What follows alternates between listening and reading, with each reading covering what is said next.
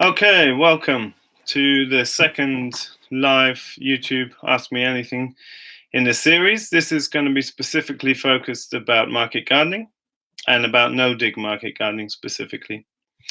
And I want to speak a little bit before I take questions. If you're watching live, you're welcome to start asking questions, but I thought it'd be good to set some context in terms of how I approach market gardening and where I see market gardening fitting in the plethora of enterprises that are available to us in the spectrum of regenerative agriculture, because I feel like that's something I can speak to that relatively few farmers, especially on YouTube, etc., can.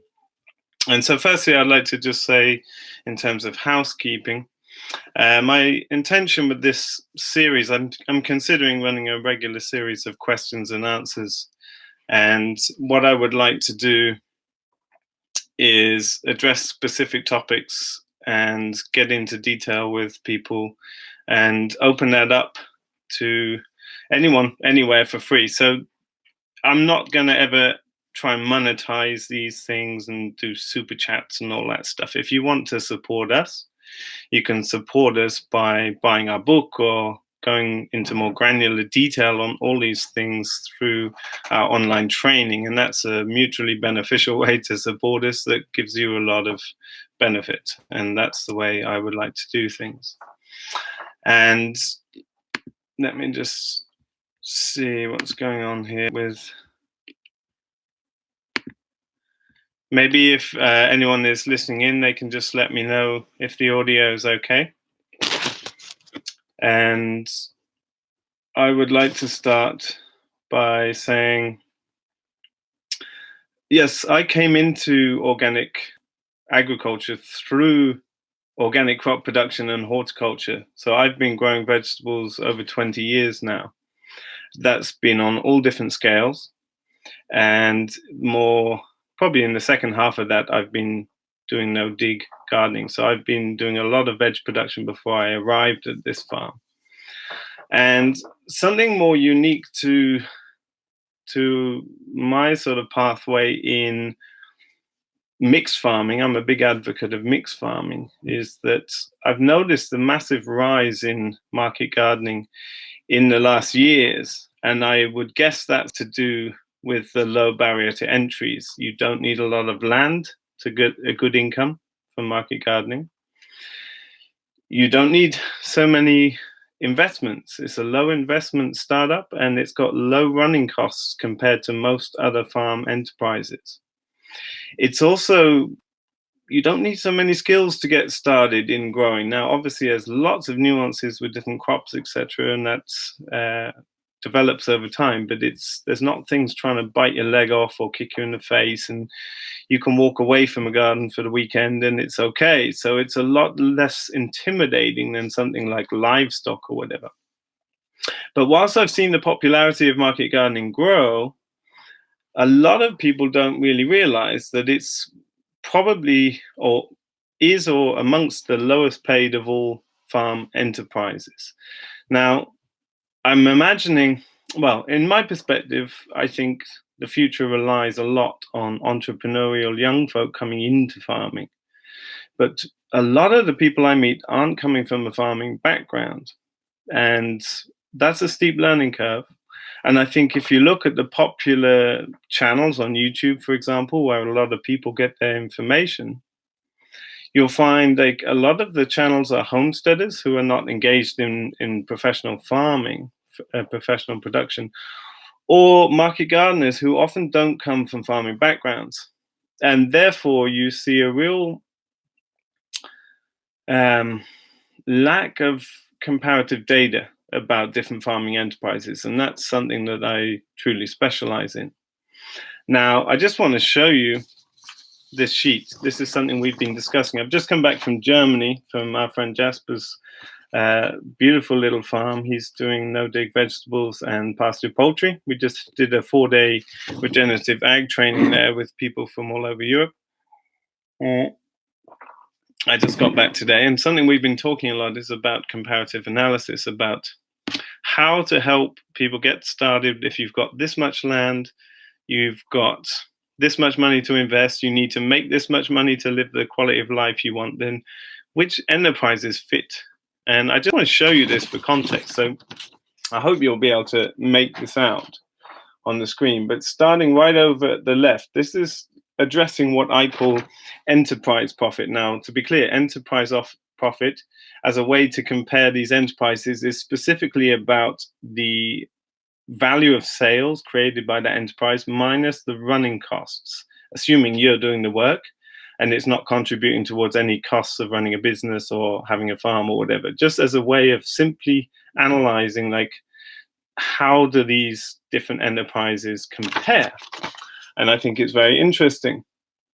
Now you'll see intensive indoor oyster mushroom production and market gardening are right down at the far side with about 20 euros per square meter.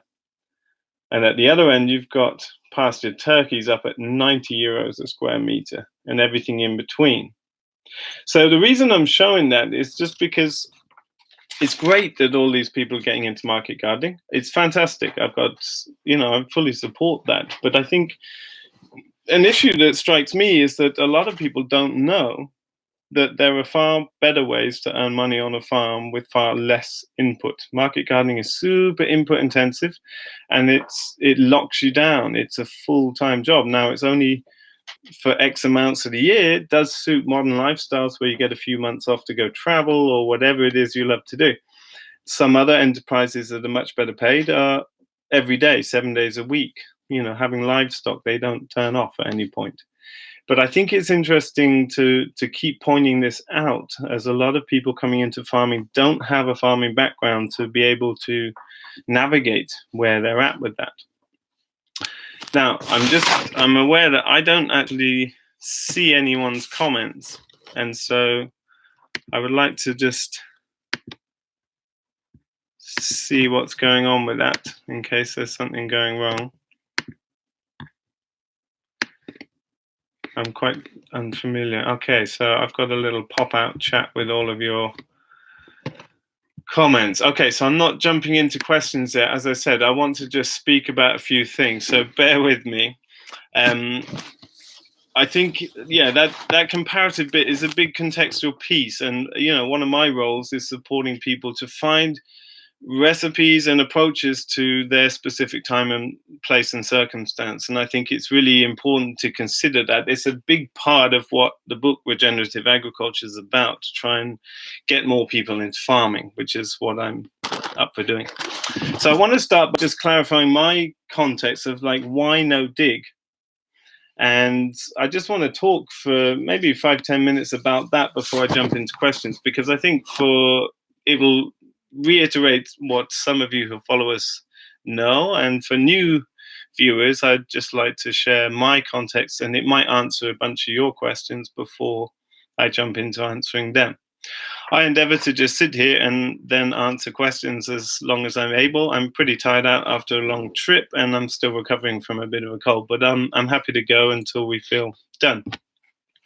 So why no dig? Well, firstly, I want to look at why dig and some of the negative consequences of digging.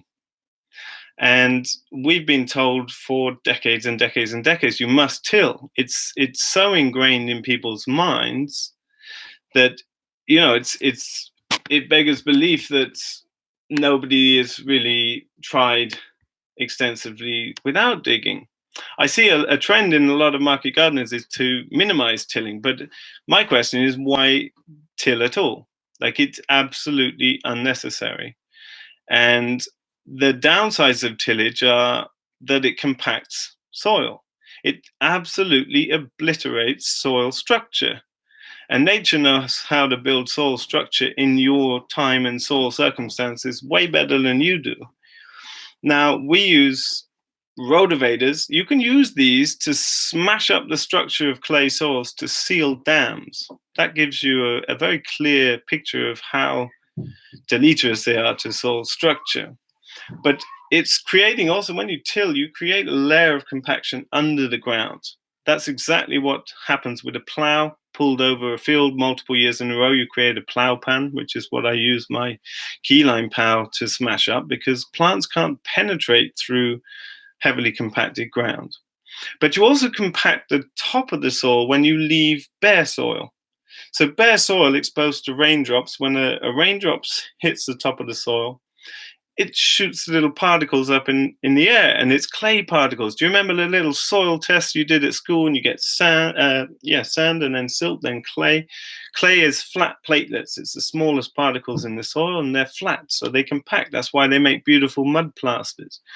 But when you drop rain on bare soil, it caps the surface. Now, that's absolutely catastrophic in drylands, true brittle landscapes where evapotranspiration exceeds precipitation. But it's showing itself in all of our humid continental climates too. And you see it in mass flooding. The country I grew up in, as well as here, it's creating catastrophic problems in water cycling and soil runoff. 1 millimeter of topsoil running off your farm is the equivalent of 10 tons per hectare. And that's deemed okay even in organic agriculture, and that's simply not okay. Soil needs armoring, just like the skin of our body protects us from infection and disease, as well as the microbes on it. That skin needs to be there on the soil.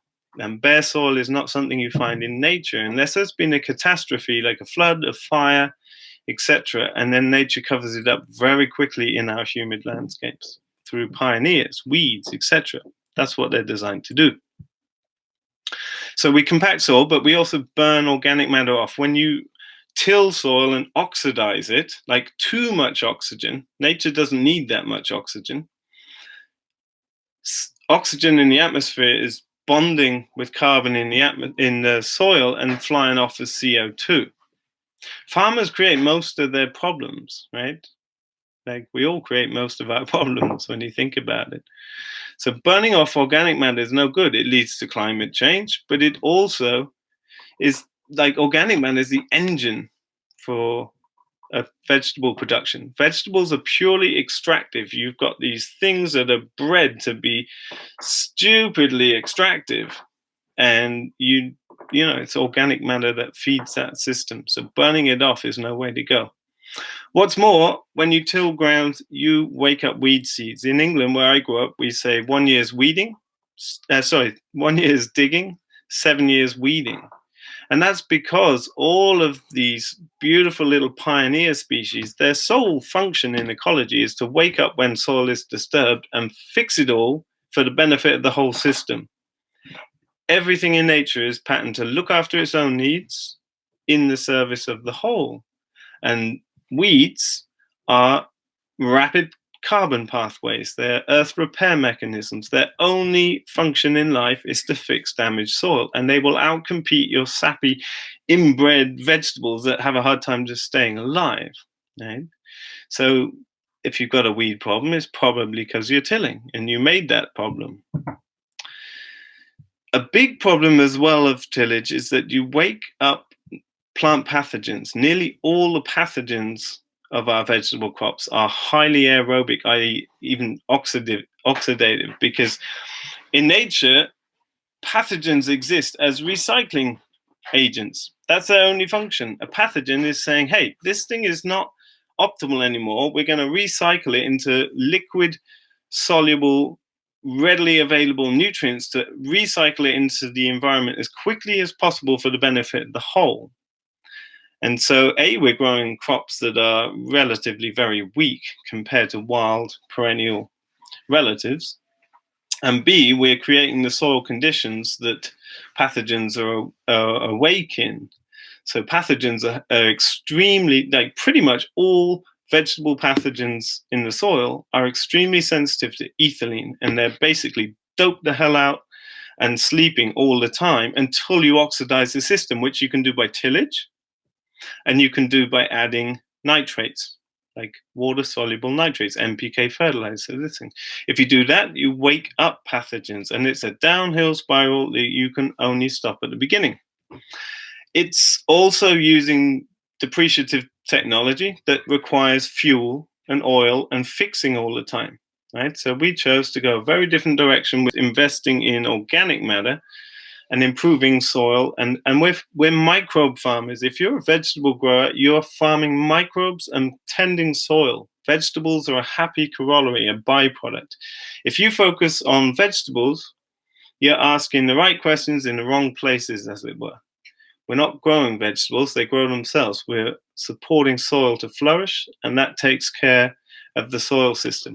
And most tillage growers use a lot of compost anyway. We're just using that compost on top, and it's got a lot of benefits. So what are those benefits? Well, the biggest one is virtually no weeds. We spend very little time weeding at our farm. And that's because we smothered them out, and you've got to do that properly. The biggest failure I see with no dig is people just don't put the amount of resources down to begin with. It's a massive amount of resources in the beginning, and then naturally that goes down over time. We can now supply that fully on farm, but in the beginning we bought it in because time versus money, and it was cheaper to buy than make. But we can talk about compost and some of those things. But no weeds is a big one. So one thing is smothering weeds, and the other is you're tricking the system in succession. So succession is the pattern of change in ecological communities over time. It's exactly the same pattern language all over the world. It happens at different speeds due to temperature and climate, etc. But basically everything follows a similar pattern and order of sequence of organisms. And you're just trick that system fast forward because you're covering the soil from above now. And so some of those weeds that you're waging war on, they're just not stimulated to grow anymore. Everything responds to climatic triggers, and we're in control of orchestrating plants and animals to kickstart certain ecological processes. That's what a farmer is. We're managing ecological processes.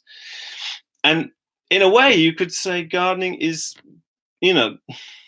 it would be hard to describe vegetable growing as regenerative, full stop. And I think no dig is the only way that would qualify. Most vegetable growing is soil depleting and extractive. And it's hard to picture it as regenerative. It's very easy to look at Facebook memes and think vegetable growing good, meat production bad, but that's based on current industrial models. In regenerative ag, it's the absolute total opposite.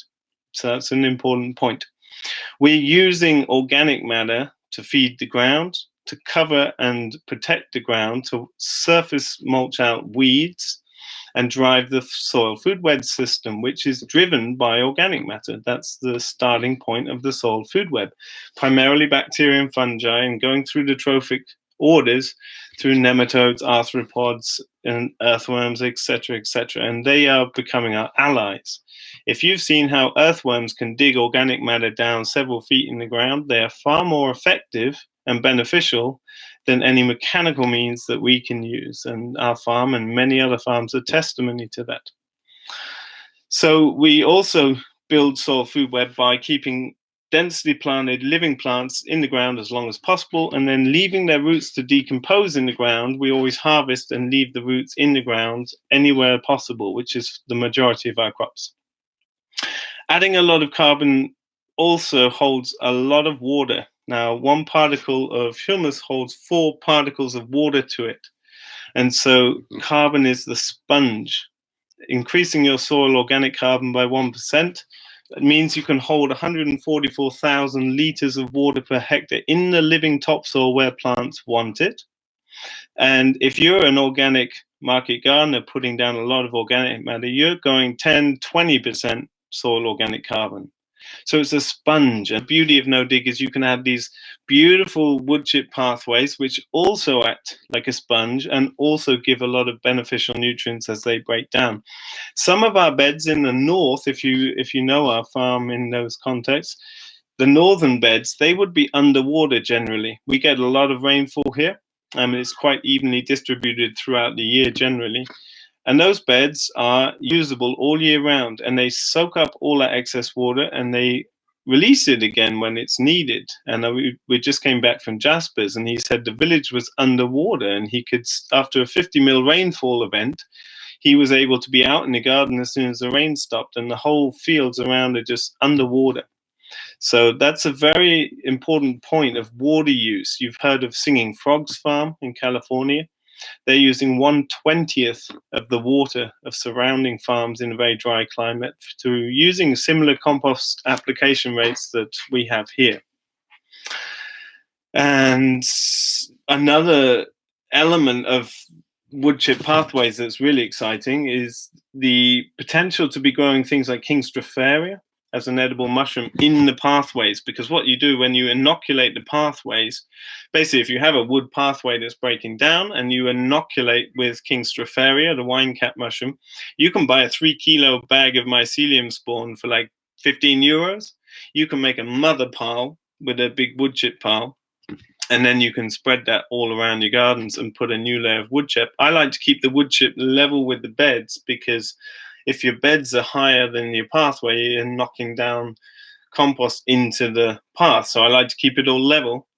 But I estimated this year I could produce between at least 2 tons of King Stropharia mushroom on the 5-year cycle that I replaced my wood chip. And that's high protein, nutrient dense medicinal foods. Beautiful. And the thing is, those mushrooms don't pop up in the pathway. They pop up on the edge between the pathway and the bed because you're walking on the path, or they spread out and pop up into the actual bed. That's awesome. They don't get in the way of the crops. They're only there for 2 or 3 days. Dong, you harvest them. And mushrooms are a missing thing in market gardens. Right, most people till market gardens, and so they don't see many mushrooms. But all no dig gardens you go to are full of mushrooms, and 95% of all plants studied have endophytic mycelium running up between the cell walls of the plant to help with nutrient cycling and water cycling. Right, so that's a big thing. Tillage selects for bacteria and kills mycorrhizal fungi straight away. So that's a big thing to be aware of. I've heard tillage farmers trying out mycorrhizal fungi products and saying, nah, they don't work. Well, it's like, no, of course they don't work if you till, because you smash them up. It's like they take time. They're sensitive. They do not like being tilled up. So that's important. And another big point that I think is really worth noting is that with these beautiful wood chip pathways and clean gardens, you have clean boots. You're working in a clean environment. And this is it's important for us to work in clean environments. And not only that, it's a marketing point. Like our market garden is the first thing you see when you come into the farm. And if we put that level of care into our veg, then we obviously put that level of care into our eggs and our pork and our beef, etc. So it's a big selling point, I think. But a really big time saver is that when you have compost as the surface of beds and wood chip as the path, there's no mud exposed anywhere. There's no soil bouncing up on crops. So we virtually wash nothing. We wash root crops, carrots, etc. But we don't wash any salads. And anytime you wash, even if you dry your crops, you have cut the shelf life, period. And so not washing anything possible is the strategy we take. Now, I know some of you might have regulations where you have to wash, but here there's regulations at the other end where the restaurants have to wash. So there's no point washing it twice. And we will try and avoid washing anything we can. Bed turnover is much quicker. It's very simple. Everything, once you've put the work in and you've kept on top of it for a year for any straggling weeds that come out, it's way less work. And market gardening takes so much work anyway compared to any other farm enterprise that anything you can do to save time is a big one. So downsides of no dig, it is a lot of work in the beginning to put all that matter down, but it's at a time of year when you're not doing anything much anyway. And it's only once that you do this mega job. Other downsides would be like crops like mesclun, like high density greens. We're not tilling them in, so we have to pull them out. So that takes a little bit of time. It doesn't take very long at all, but that would be a downside. A till farmer will just till it in, sow again, but we will take that out. It doesn't take so long, but that's one perceived downside that I see. And the other downside would be that because you're using compost as a surface mulch, in the hot summer, in the drought conditions, because it's so dark, it will dry a lot. And so newly seeded crops and paper pot transplanted seedlings need a lot more attention because they will dry out very quickly. That's fine if you're observant and monitoring, but there's some downsides. And so that's just a little bit of context from my perspective of what my feelings are with no dig and why I do it. And I don't have many friends left that do till, but that's the way it is. So I'm going to just go up to the top of the questions and roll away, see how we go. So thanks for joining us. You can let us know where you are listening in from. That's always fun for people to see and connect to each other. What's been influencing our market gardening? Well, I got brought back to market gardening through, I would say, Jean Martin was a very big influence to get me back into gardening. And basically, I left, like when I first designed the farm, if you look back at designs of the farm when we first moved here, which are probably floating around online, we didn't intend to have a market garden at all. We're going to have a kitchen garden. I've always had kitchen gardens since I was a teenager. But I worked so hard for so many years for so bad pay. I was, I left on a learning journey to find out about real farming. And I think Jean Martin was a big trigger to get me back into it. And so I wanted to take all the best planning and strategy stuff and then apply the best soil care to it, because I feel like in that sense, nothing had moved on at all. And so I give thanks to Jean Martin. Other than that, I think, I haven't taken influence from anyone specifically that I can think of. What would I do if I was doing no dig in a really hot, dry climate? If it was really hot and dry, I think I would do the same, but then I might be tempted to use drip, and I might be tempted to do additional surface mulching like straw, if slugs weren't a problem, things like that. But dry straw over the top of drip irrigated compost, I can't see that being a slug problem.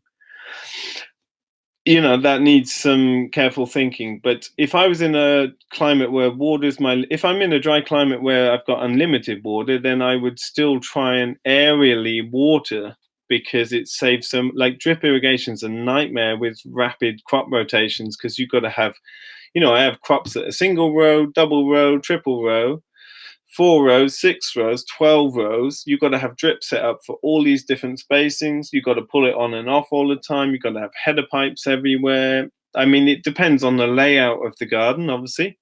But if I'm in a hot, dry climate, probably I will choose drip, because the beauty of drip, when you drip water on the surface, it goes underground so deep and wide, it penetrates, which encourages roots to go much deeper.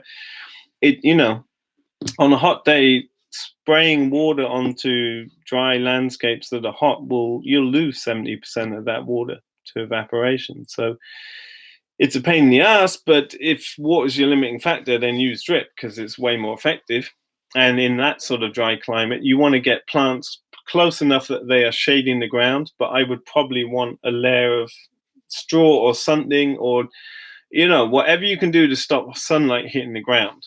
That's your limiting factors. So that could work down in that region. At our farm, we are not into using drugs, and we will use insect nets. So the biggest problems we have, for context, are flea beetle and Spanish murder slugs, and they're a major problem in Sweden. We're just beginning to get them. They're kind of like, we're at the top of a valley, and so they're coming up the valley.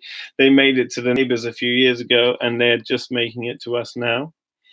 But insect net goes a long way. We will use BT, Bacillus thuringiensis, for different things. We will use nematodes for some things. And we do use iron phosphate for slug control. But we tend to use it on the perimeters around the farm to stop them coming in the garden. Now, iron phosphate is an organic certified poison, but it is a poison. Like, it's really important that people look these up. Like, it sucks. Like, it's definitely harmful to other organisms. And we use it carefully, because just because something's organic, it doesn't mean it's good. And so iron phosphate is as far as we go, and we'll use that very conscientiously. We use yellow sticky traps that you hang, like particularly in caterpillar tunnels, stuff like that. We'll hang them like 20, 30 centimeters above the crop. And we use that for observation primarily, just to see what things are coming. But yeah, stay off nasty chemicals. Not good. No one wants it.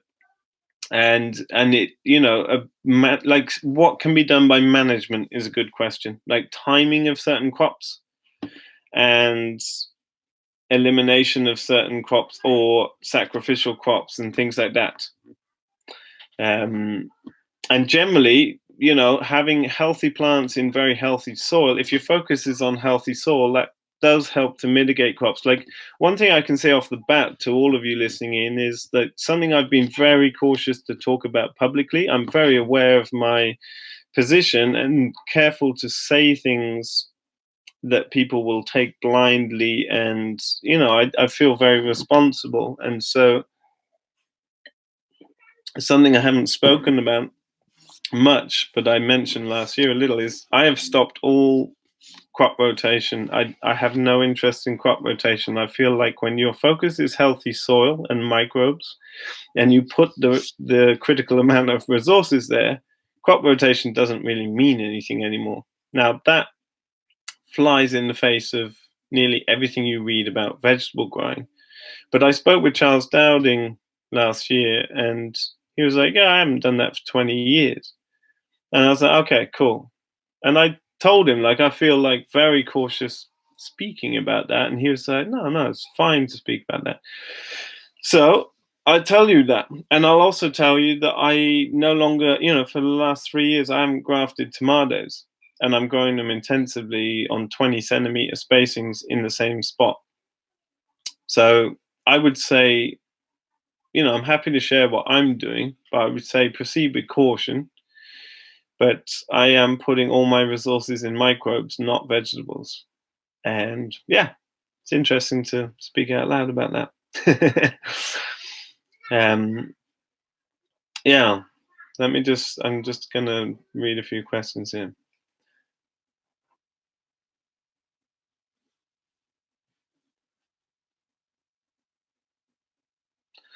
How would you grow pumpkin, sweet potato, onions profitably? Well, they're all low value crops.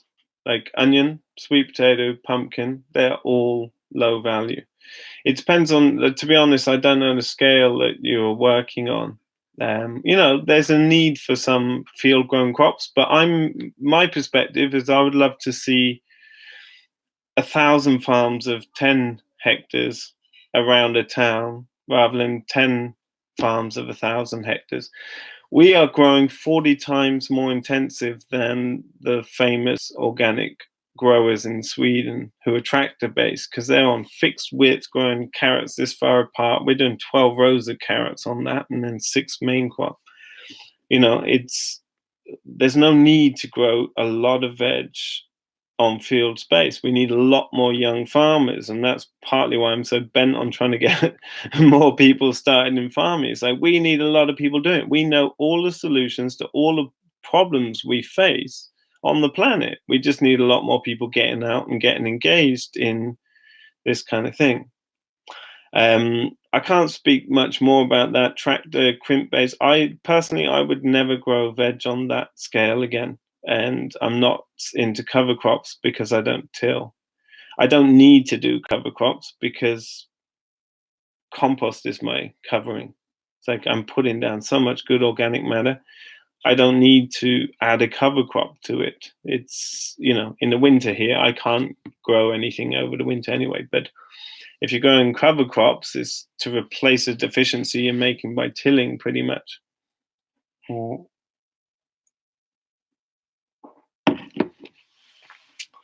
What is the greatest reason small-scale farms are unprofitable? And what's your advice for me? Well, this is Aaron87. Look, I'm not out to try and sell you stuff. I can sell you stuff, but I am up for just getting people going. You're welcome to come here in open days and talk, and we're here showing up for free. I'll help in whatever way I can. What are the common reasons small-scale farms are unprofitable? People do not define their context. And I'm referring specifically to Alan Savory and his work, Holistic Management. The word context is bounded around all over the place. I'm talking about holistic context. Sitting down and writing your holistic context. What are you shooting for in life? If you don't know what I'm referring to, go look it up and go write it before you do anything. We have people coming here wanting to be market gardeners. They write their holistic context. They go away after a few months here and they start a chicken farm. Right? So you've got to get crystal clear what you're actually trying to do and why you're trying to do it. You might think vegetables are the answer, but it's nothing about that. Like what we're shooting for deep down in life is got nothing to do with farming. And that might be a vehicle for it, and that's fine. And for me, it's a vehicle for that right now. But all of my core values could be met living in a 16-story apartment in Bangkok, or probably even if I was in prison in Dubai, right? If you really get down to your deepest values, you see they've got nothing to do with external circumstances. And maybe that's a little deep, but that's where it's at. And I'm saying that because if you're not clear, then it's going to be difficult. So getting clear about what it is you're actually trying to do in life, and then making a business plan. Why do most farms fail? Because they don't make good plans, and they don't sit down and monitor them plans, and they usually just wing it. If you wing it in business, you fail. Like 95% of all businesses fail, small businesses. And they're just like buy coffee beans, make coffee, sell coffee, pay the overhead for the shop. That's easy. Right? But this is complex. Farming is complex. What do I mean by complex? Well, you have complicated and you have complex systems. Complicated is things that are made up of lots of simple things that are easy to define, like a computer. A computer is complicated. I press a button, it goes bing, or something like that. If it stops working, someone that knows about computers can diagnose the problem and fix it. But complex systems, soft systems in system science, they evolve in ways you can't predict. Right? Economy is complex. Society, complex. Ecology is complex. So everything you do as a farmer is complex. And when you make decisions in the face of complexity, unintended consequences are the norm. Right? It's very easy to watch a video on YouTube and see like make $100,000 off your windowsill doing like whatever. But it's like, no, this isn't reality. It's like growing veg is easy. Making a business work and being fulfilled and having a relationship at the same time, that's challenging. And all of us find challenges in that. No one's having it super easy. If they paint it like that, it's because they're probably trying to sell you things. So my advice to you is you study hard and you get very clear about what it is you're shooting for in life, and you make a really bloody good business plan, and then try and find some mentors to connect with to look at that business plan and try and get them rip it apart for you and see, is it a good business plan? I mean, that's what I do with our interns here. It's like, hey, what are you wanting to do in life? And like, hey, let's find a way that's doable, and then let's make an action plan, a business plan, a land design, and cost it all out and see, is this doable? And usually it is in the end, but it's got to be doable, right? So that's my advice for you. Why have we transitioned from CSA to Rico? Because Rico makes CSA obsolete. Because look, if I was a consumer, right, I expect what I pay for. So you are telling me, okay, you can grow veg, right? I don't know if you can grow veg, but you want me to give you 20 euros for 20 weeks, and you want to give it, I got to give it to you in advance. That's quite a big ask, That's quite a big ask for any business. And obviously the type of people supporting this business are lovely people, and they're the exact type of customers you want to keep. But I've seen CSAs just shoot themselves in the foot, especially in England where I grew up, where there's like 6 courgettes in the box. Who the hell eats 6 courgettes in a week? Or like a moldy thing of carrots in the bottom. It's like, nah, that's not good enough. Like a lot of CSAs shot themselves in the foot in the early days where I grew up. And a lot do an amazing job, but it's like, hey, why would you sign up and pay all this money up front when you've got a 4-week holiday planned in the summer anyway, when you could turn up at Rico and buy exactly what you want, when you want, and not buy anything when you don't want, you know? And so I think this is a better model because like the whole intention of CSA in the beginning was everyone shares the risk. And that's a lovely notion. Like, hey, you all invest in the farmer. And if the farmer has a bad crop, everyone loses a tiny bit rather than the farmer go bankrupt. That's lovely. But people expect what they pay for, you know? And so my way of running a CSA is like, hey, if you pay 20 euros for the box, you're getting 24 euros of value every time. And if I'm down, I'll go and buy potatoes in and make it up to you because you're putting your money out and putting your neck on the line for me. So I'm going to bloody well honor that, right? And yeah, I like Rico better. It drives everyone to excellence. It's better. It's way more efficient and it's better for the customer. And customers, you know, they should have it good too. Okay. Climate zones and microclimates. Is it better? Yes, it's good to be on the conservative side with cold hardiness, for sure. So what do? You put up windbreaks. Don't underestimate windbreaks. You've probably seen on photos of our farm, we use like uh, what's it called? Shade cloth as a windbreak. And it's only like 1.2 meters high, but that's fine for vegetables. They're only 30 centimeters high. So it doesn't have to be big, but my recommendation is get a windbreak up immediately and then plant a living hedgerow. It could be a cropping hedgerow, could be a hedgerow, but get immediate windbreak up. Use row covers. They're the cheapest, quickest way to improve your microclimate. They can raise the temperature inside by several degrees. And grow things that do well, and don't try and stretch the seasons too much. Like, it's fine to stretch your seasons and try and grow all year, but don't promise anyone crops that you don't know for sure you can give, you know.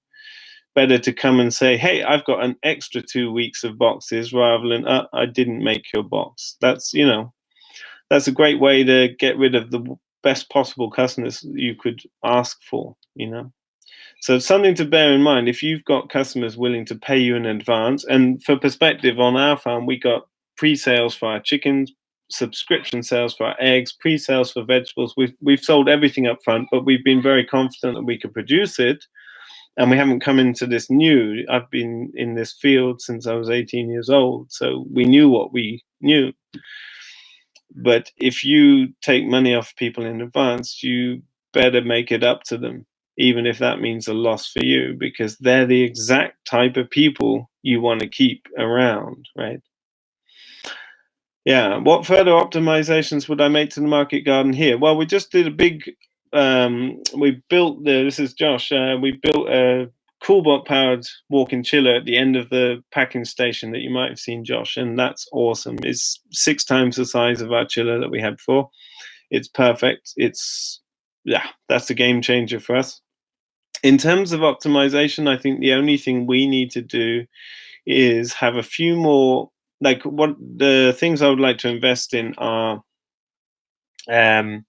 more, we use like verticals with impact heads, and because we have a really high powered pump down at our pond, because it has such a lot of head pressure it's got to push up, it has to be a big pump, and therefore we need to use like quite big release impact heads because we've got to get the water out of there. But we've invested in more and more each season, but it would be nice to have a permanent setup of them everywhere so we just don't have to ever move them. And other than that, making our deep litter winter bedding compost better, because it's, you know, it's time versus money thing. I mean, we have peat moss, layer manure, and cow manure, and that's the best ingredients for compost in my mind, but we don't put enough energy into, or I don't put enough energy into making it because I'm just busy. You know, I could do a better job with that. And then the only other thing that I really consider is considering growing on bigger transplants. Like the only way to get more crops out of the ground where we are, because we have, for context for people that don't know our farm, is we have 110 days without frost, and that can be plus or minus 30. So it's pretty extreme where we are. And that's nice because it means we shut down early. Like we shut down in October, end of October, and then we're done till we'll start seeding again in March, and then mainly in April and May. But one way to stack, like we can get 2 crops in most beds and then 3 and maybe 4 in some beds. But if we grew much bigger transplants, then we would be able to get 3 or 4 in most beds. But you've got to bear in mind it's a lot of work and compost to pot on, and you've got to have a lot of space for potting on. Now, our lean-to greenhouse is really small deliberately because heated space is an absolute premium in March time when we start. It might be minus 25 and really frigid outside. For those of you further south, I highly recommend using heated benches in a polytunnel. That's a far more effective way to start seed and water it. But up here so far north, we couldn't possibly dream of that. There's no light. And you can't heat a tunnel. Like a heated bench is all right, but it's, it's minus 25. It's not the way we can do it. But we can heat that with basically no supplemental heat, which is awesome. So I think they're the things I would focus on. And other than that, it's pretty dialed in. It's, I'm not ever considering growing the garden because of all the other things we do. And gardening takes far too much time to consider growing it, I think. Charles Dowding talks about it's okay to walk on no beds. And what do you think about creating wider beds to save pathway space? Well, they're different questions. It depends. I mean, I expect Charles is possibly on denser soil. There's nothing wrong with having dense soil. Some crops like it. I personally wouldn't let anyone walk on my beds. I'd give you a little slap if you walked on my beds. I don't think it would be... It would only affect the top of the bed. Like it wouldn't affect it deeper down. But we use a bed roller to make surface compaction for seed, but that's nothing like your footstep. I don't want that in my beds, and it seems to work fine with them, but they probably use quite different compost and they're on quite different soil. So I think that probably just fits within the variance of what works. But personally, I don't walk on the beds, and I don't want people walking on the beds. What do you think about creating wider paths to save pathway space? I use a 30-centimeter path, and that's because I can crouch down. I mean, I lived in Southeast Asia a lot. I'm happy sitting like this, like on my heels. I can sit like that for hours and hours and hours and hours and hours. And I can work like that. But if you've got a big butt, you might need a bigger path. That's up to you. But I'm happy working with 30-centimeter paths. If you need them wider, make them wider. And you obviously want to think about access pathways, to bring in carts and wheelbarrows and stuff like that. So you need some access pathways that are bigger. And some kind of access space for a trailer or whatever to bring material in, if you're putting compost on the beds or whatever. I would never make the beds bigger than 75 centimeters. Why? Because all the best tools are made for 75-centimeter beds. I know, like coming to England, I feel like England is so far behind. I was amazed when I came to Oxford last year. It's like, I'm not sure what bit of it people don't get, but you gotta be doing 75-centimeter beds. It's like all the best tools are built for that, and there's a reason why we're all using them. And so do it. Yeah. Hey, from Sacramento. Nice. Which books do I value most in my library? Dude, I got 35,000 books in my library. I can't recommend a book. I can recommend a few hundred book reading lists. I did say I would get one up on my website. I'm going to make a note of it again because I did make a note of it before, and life happened and I never put it up there. But I am making a note right there. Yeah, that's too big a, I could give you 20 different topics and 20 different books for each of them. I think it's impossible to recommend top books. There's too many. Have I grown potatoes? Yes, you can grow potatoes in many ways. I've done it no dig in a way where I put down like thick composted manure, then put potatoes, then covered it with like rotten silage or whatever. That's how they used to grow potato here for ages. That works fine. Potatoes are low value crop that I don't grow and I haven't grown for years. I do love fresh grown potatoes. A new potato is a good market clincher here. But I think that if you look at the cost of potato from an organic farm down the road, hard to compete. And our garden is very small. We're only farming 1,500 square meters of beds. And so potato just doesn't fit our context. Cool. People checking in from all over. That's great to see. Okay, I've just got to the bit where you're saying the audio is working. That's good. I'm a bit behind these things. Maybe I need a little trained monkey to help me with the questions and stuff, but we'll see. Would I ever come and give a talk to young farmers in the UK? Yes, of course. I would love to have more contact with the UK. I feel like the UK is becoming really behind compared to continental Europe. I mean, I've just come back from Germany. There's a big groundswell going on. There's so many people doing epic stuff. And I feel like the UK is like, well, who's doing epic stuff? I know of a few, but like, we need lots more. Who's representing? I want to know. So I'm very happy coming to the UK. And I'm going to be traveling the whole of Europe next summer, and I'm going to be doing trainings where needed, and I'm going to be visiting every single farm. I'm hoping to visit 100 farms next summer and document them long format on YouTube so you can all learn and network together, and I reckon it's going to be epic. Is the blue fabric that borders your gardens a windbreak? It's green, but yes. Yes, it is, and yes, it's effective. Get it. Put that up and then plant something natural that will take over it one day. I'm not talking about pastures. This is just about market gardening today.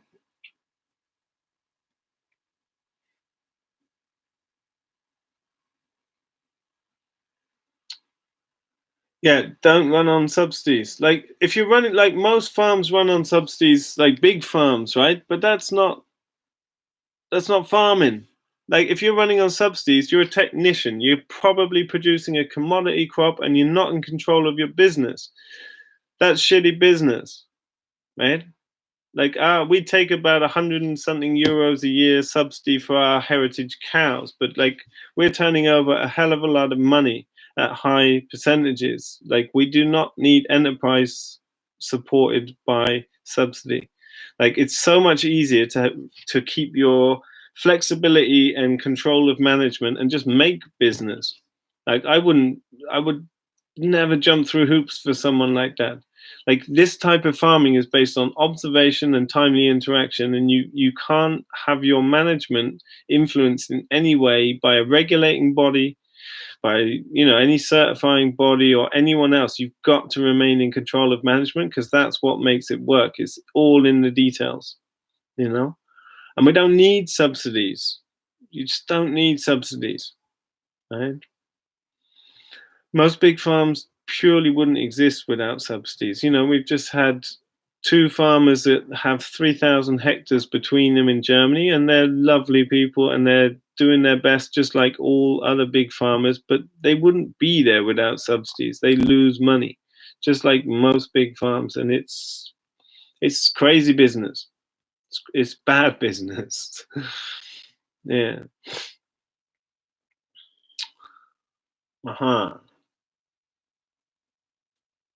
Are there any risks of planting directly in compost? No. Everything grows in compost. Now, you want to make sure you have good compost, right? That's another question, but everything grows in compost. I can make compost in my back garden, take it up 18 stories, put it on the roof and grow a tree in it. There's nothing that doesn't grow in compost. And bear in mind, it's rooting through and getting into the ground as well. But there's nothing that doesn't grow in compost. Bare minimum budget to after property purchase to start a meaningful homestead. I can't speak to that. I'm not a homesteader. I do homestead, but I'm a farmer. And I like talking about profitable small scale farming. And I have an extreme amount of knowledge about that subject. If you want to learn about homesteading, best to go to a homestead channel. It's very easy to grow your own food, but that's a massive question with no context. And I'm not the best person to speak to it. It's, growing food for yourself is easy. Growing food and making a business and making a living growing food, that's tricky. And that's what I want to stick focused on. What are our top 5 veggies? Well, I reckon carrots, beets, hackaway turnip, spring onions, lettuce and salad mixes, beautiful radishes, like more unusual radishes. Yeah. Some of the herbs. They're our top ones.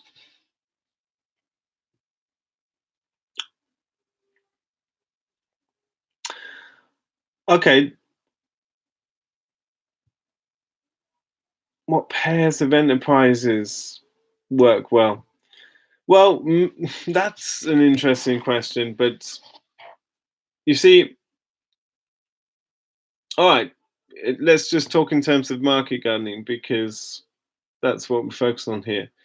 But laying hens is always a great one with market gardens because eggs are like a gateway product. People come and buy eggs all the time. So if you buy eggs, it's very easy to tag on a veg box or turkey or beef or whatever.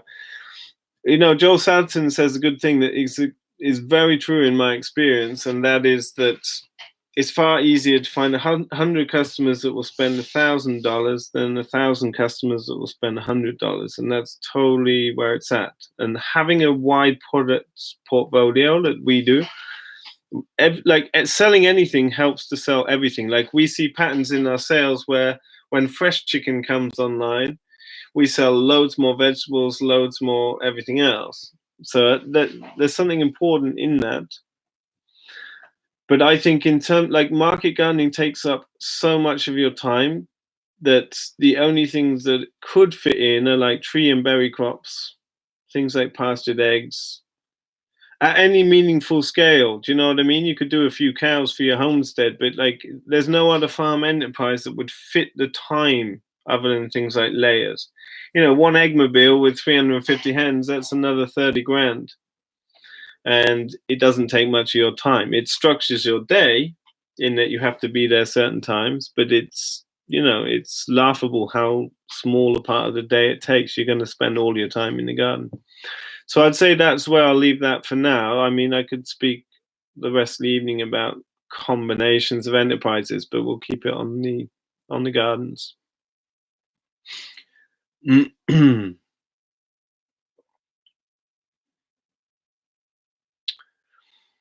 Well, someone's saying about chickens and layers don't make profit.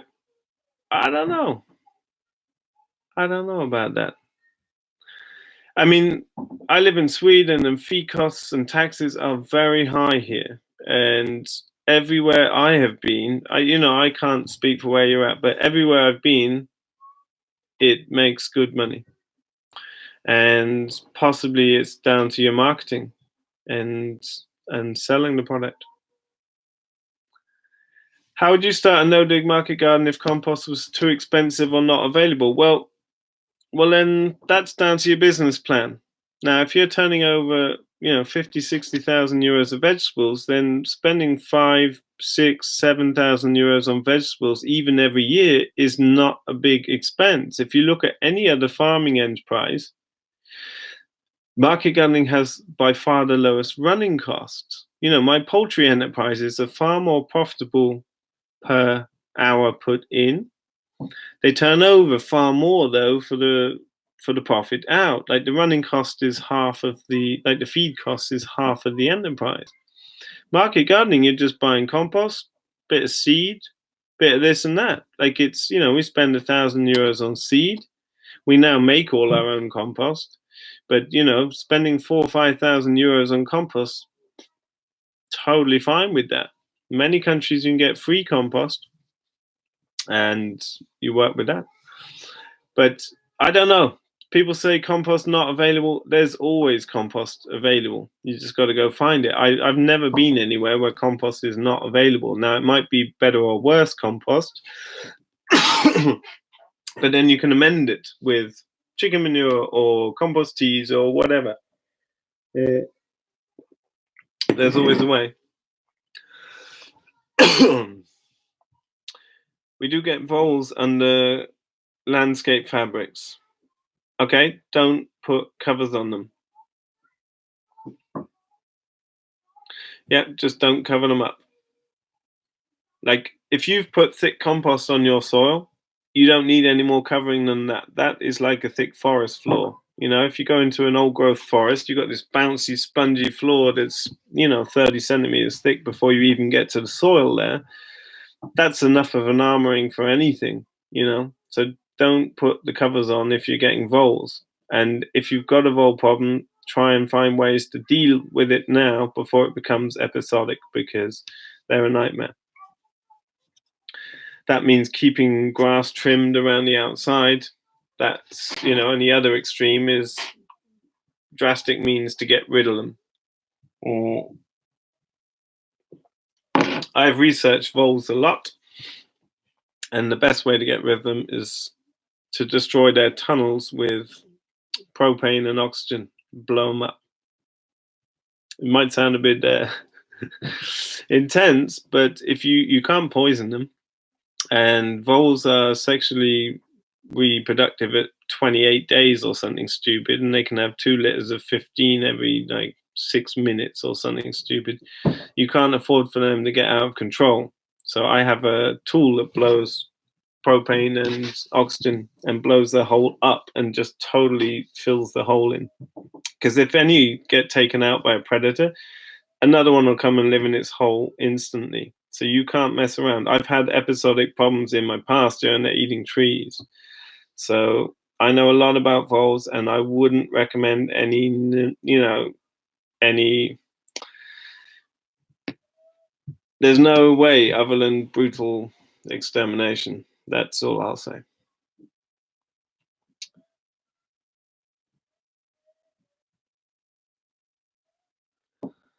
And I'm just going to catch up with some of these. Starting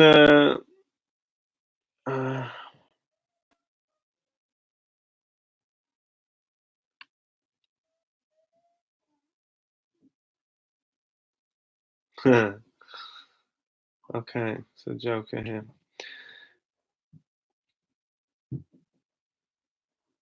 When's the book available for sale? Not till I come back from holiday. I'm getting the books, so anyone that's interested that's bought the book, I'm getting the hardcover books back apparently 20th of December. And they said, be aware, it may be a few days late because of Christmas.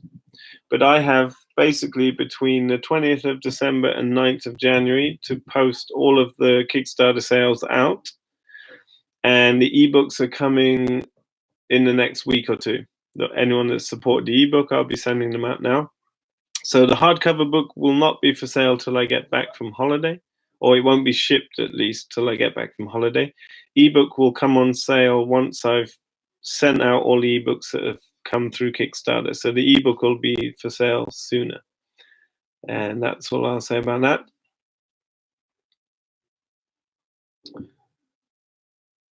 What are some of the key steps towards becoming self-reliant on compost? Well, I think animals, every ecosystem on the planet has its fertility cycle driven by animals.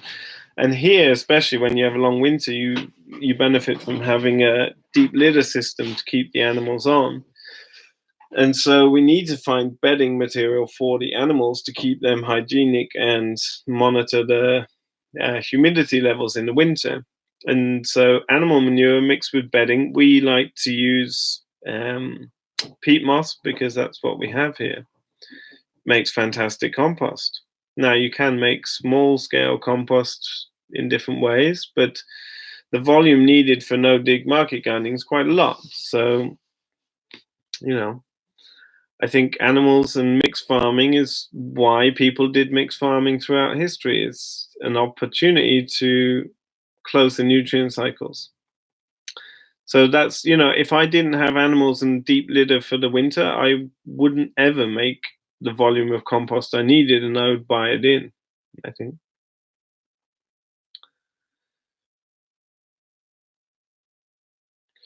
We're starting a no-dig market garden in Berlin. Do you think that 4 months on covered beds for weed suppression, and then you put paper under the wood chips? Yes, it could be like tarping before then putting cardboard and compost down. That could work well. Like, this is the time of year to make no-dig beds, right? You don't want to be making them in the spring. You want them to sit over winter. I don't think you need to cover them first. One strategy you could do is put down a few layers of packaging cardboard. The beauty of packaging cardboard is it comes 75 centimeters wide. So you could roll that out you need a few layers of that because it's quite thin. It's much easier to handle than like bits of cardboard. That's crazy business. I'd never do that. You could roll out several layers of cardboard and then put compost on, but you've got to put 15 centimeters down the first time. Don't skimp. Like, every time I go to a no-dig garden that didn't put enough compost down, they just fertilized the grasses and pasture underneath. But if you put it down right, you wipe out everything. Like, we get the odd buttercup, odd bit of horsetail, odd bit of couch grass, but we do not spend much time weeding. We put enough material down. You've got to start. If you don't have enough compost, start small. It's much better to do a tiny amount properly and then spread over time than it is to spread yourself too thin. You'll regret it. You'll regret it for a long time. And that's the story. I don't think you need to tarp out the ground. I've got to say, I don't think tarping is very good for the ground. And I doubt flame weeding is very good for the ground either. In fact, of course it's not, I would rather put the compost down now and then tarp it over the winter just to protect that, let it settle down. And it's got to be said that we use a non-woven geotextile, so it's fully breathable and moisture goes through. But soil life is far more active under that for longer. I remember there's a video I think I put up at the start of this year on our channel where the gardens are covered in snow, and I'm talking about, in the distance you can see it's about 20 meters elevation lower than our farm, and the snow has gone 8 weeks before us. So I was just talking about microclimates, but the snow is still there on most of the beds, and you could just see a couple of these geotextile row covers, and I peeled it back and it's just full of earthworms, and the ground was basically 0 degrees and they're fully active, and that was quite surprising for me. This year we didn't put row covers on. I don't know if you need to, I've just always done it to sort of tuck things up for bed. But I do think biological activity, just like if you put, cardboard on top of a compost pile, worms will be active under that much, right to the surface. And I think that's a thing. But yeah, make your beds now and they'll be great for the spring. But just put enough down, really put enough down. And if you don't feel like you have enough, make less beds and do them properly. That's the way to go out.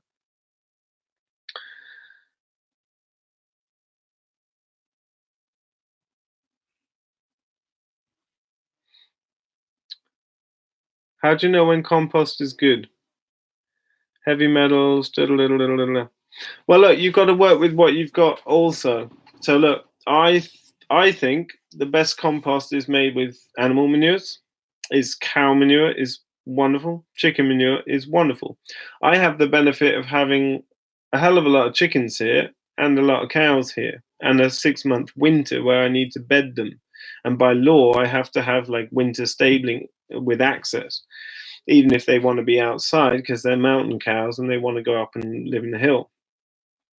So that's the bedding I get. And interestingly, before we made our own compost, we were buying in organic certified compost that was made of peat moss, cow manure, chicken manure. And so it's the same as what we have now. So I would say if you're going to buy compost and it costs money, you're best putting that money into something with heart, like something that's got fertility, because you're buying nutrient. But you've got to juxtapose that against if you can get municipal compost, like made of green waste from gardens for free, like is the case in a lot of parts of Europe, then it's free.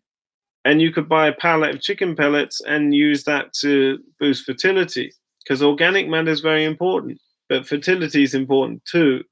I've heard people say that compost is not fertilizer, and nah. Compost's got a lot of nutrients in it, especially if it's made of animal manures. So I can't buy that. Buy the best stuff you can get. It's what your whole enterprise runs on, right?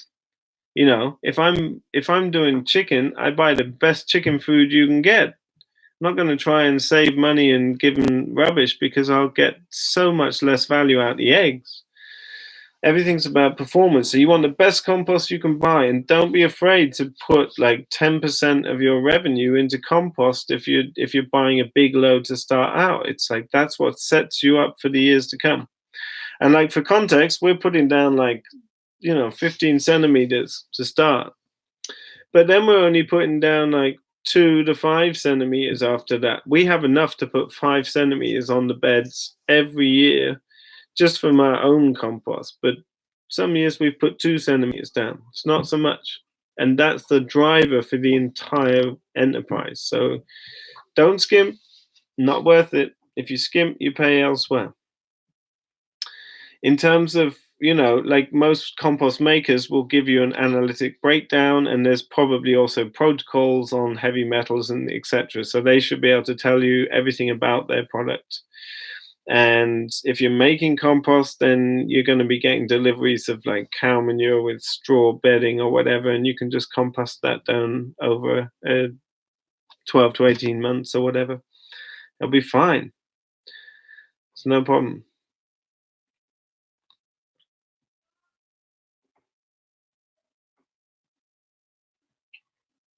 Yes, I've got to say about someone's asking about our compost base, but I currently buy the peat moss in, right? I've got to make that clear. I do have a peat swamp, but we can't access the peat swamp that we are, like everyone in the village here has part of this peat swamp, and we're obviously the only people that actually want it anymore, because nobody wants to go and cut peat moss anymore.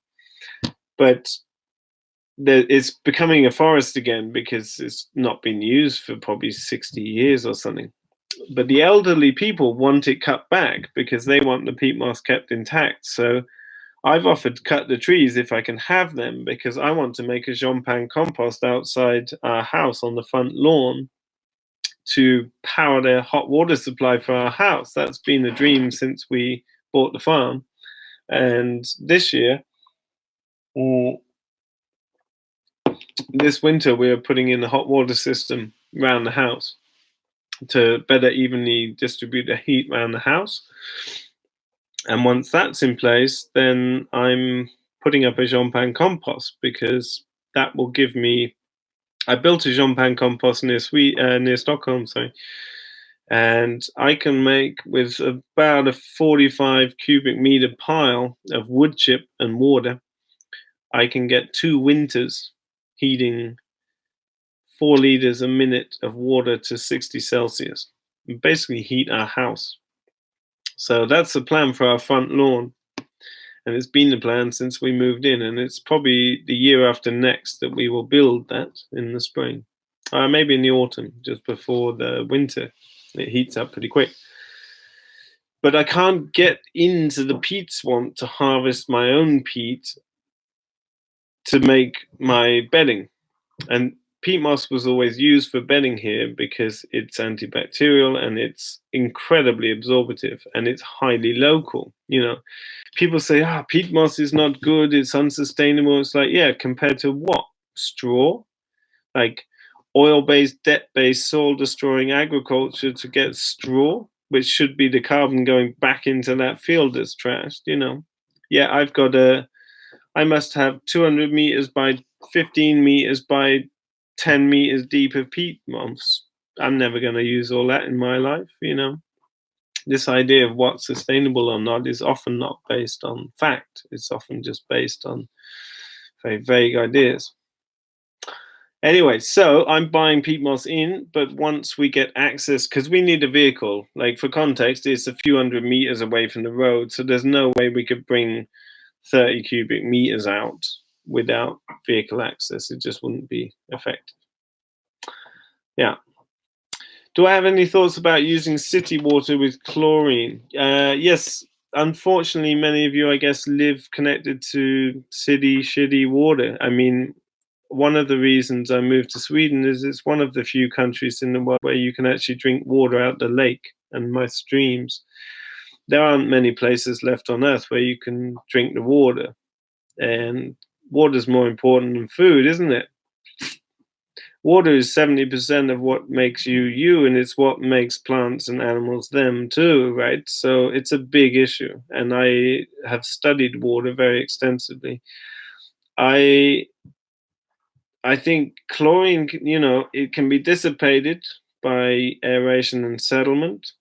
Like when you have a fish tank at home and you always had to let the fish water, when you're replacing the water, you had to sit on the windowsill, let the chlorine bubble out. You can get rid of chlorine, You can filter water. I mean, there's things you can do, but the main reason I'm like things like chlorine are obviously antibacterial. So for making compost teas or watering gardens, it's really not ideal.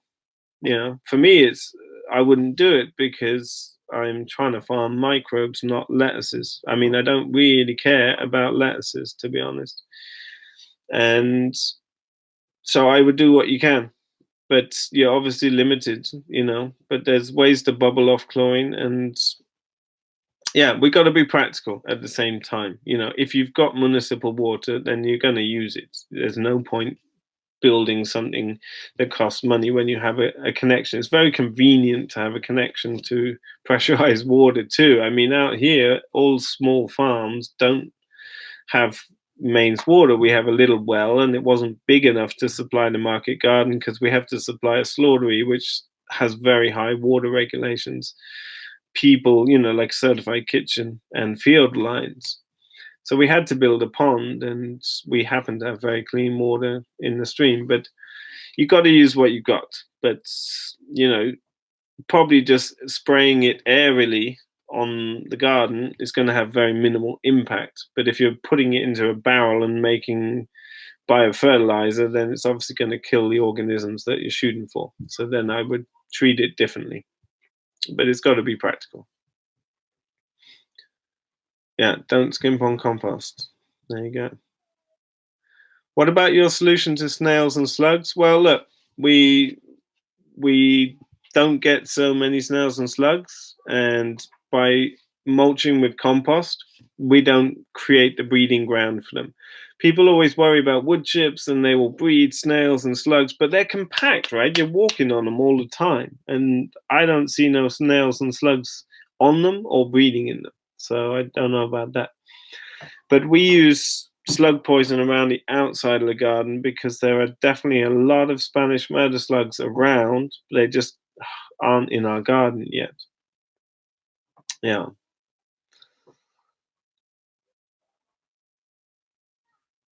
You should always start a small market garden. Don is asking. Yes, you should always smaller and build up over time rather than spreading yourself too thin and just collapsing inwards. It's no good. The best market gardeners, if you look at the best growers, it's like everyone is trying to get smaller and smaller. Like, how much don't you need to do? And I see so many times where, I think there was a video I made with our friends at Terra in Luxembourg, beautiful place they've got, and they needed more money, and they did the classical thing of, we need to make more gardens to make more money. And it's like, no. Bad idea.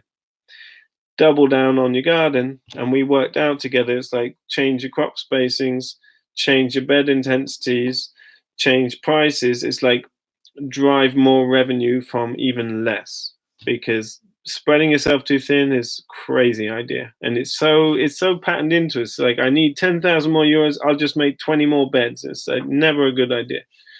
Like, double down, get more intensive. We've just been going through this with Jasper at his place in Germany. It's like, don't grow. It doesn't need to grow. Nothing needs to grow. Just double down, and it's way better to do the smallest thing possible. Like, you should be able, in Sweden up here, you can do 40 euros a square meter in our tiny short season.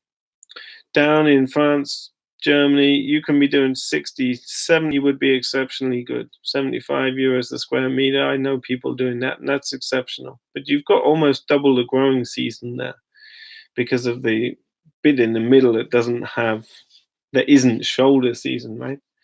That's good gardeners, right? That's people have dialed it in. But you don't need space. Like, a family, a couple, you can do this on a very small space. I think a really good grower should be able to keep 1,500 square meters of beds immaculate. And a competent grower can do that on 1,000 square meters. I haven't met many that do that on 1,500 square meters to the standard I would like. I think 2 that have come through our farm. I mean, maybe 3. But try and go small.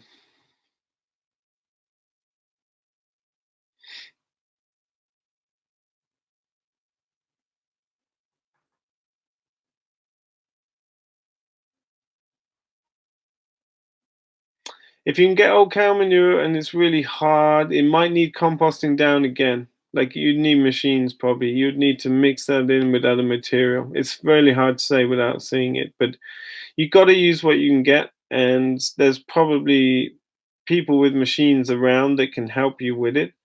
But cow manure's got such good heart. It's the best animal manure. Cows are the most inefficient animals, and that's what makes them great.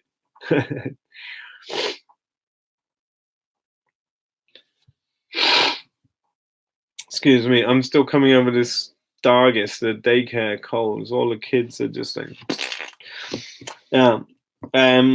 You've got tons of anaerobic animal manure. Nice. I wouldn't. No, I wouldn't. It's wet and stinking. I wouldn't stick it on the beds yet. I would put the work in windrows. Add some carbon material and turn it a bit. You need to aerate. Like, the thing is about anaerobic digestion is it produces phenol, terpenes, alkaloids, alcohols, all things that are plant toxic, and they're all also air dispersed, which means if you turn it regularly, and you could probably bring it back into better health. But I wouldn't be putting it down straight away. I don't think. I wouldn't put it on my garden anyway.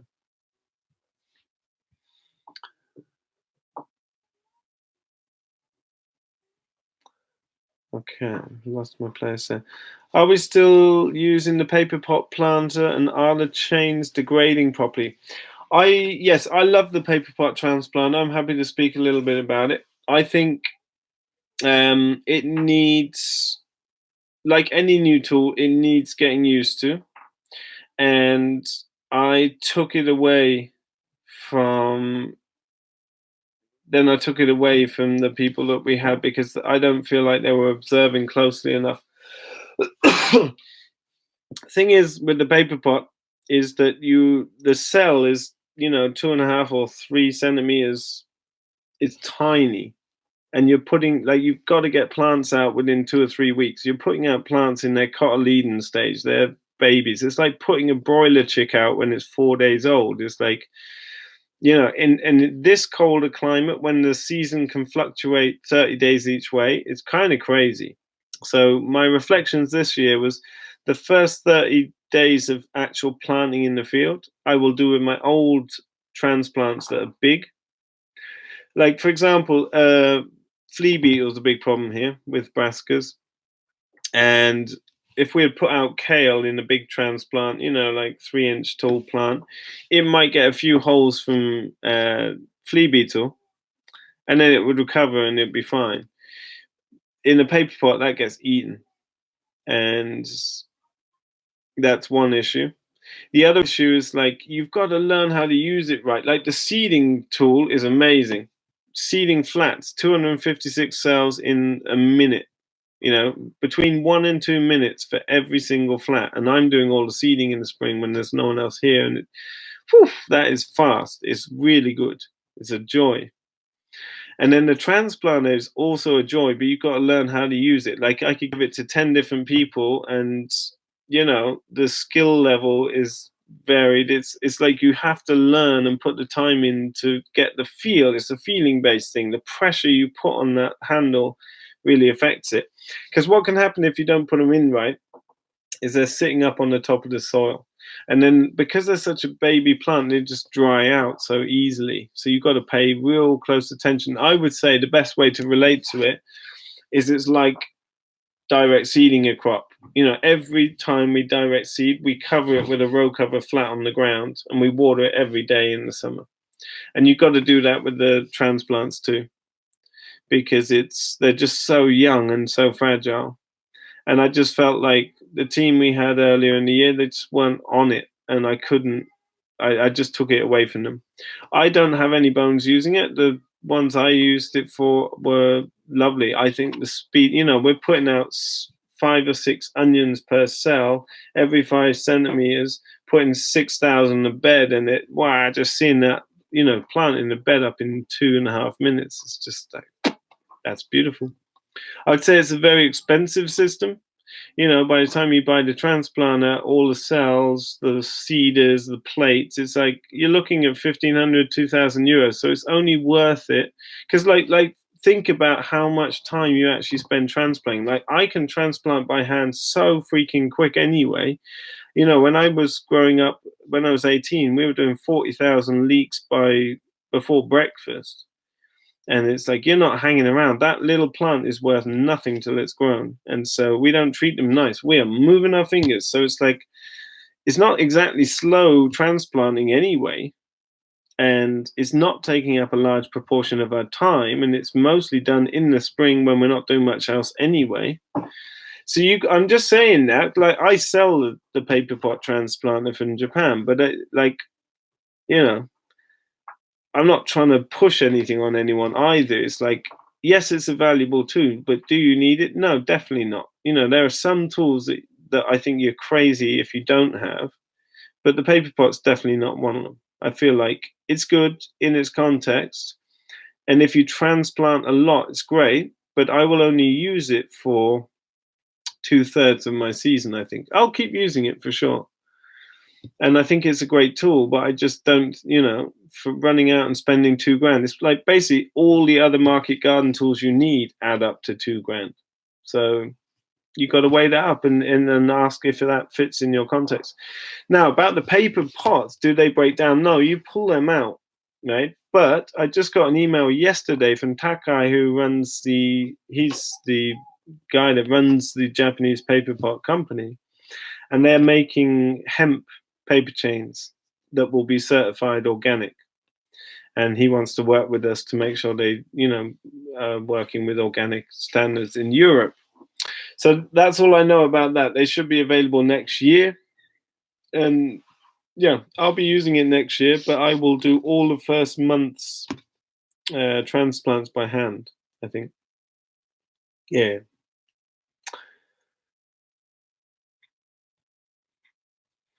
Okay, there's a bunch of questions down there. Let's see. I've lost my space now.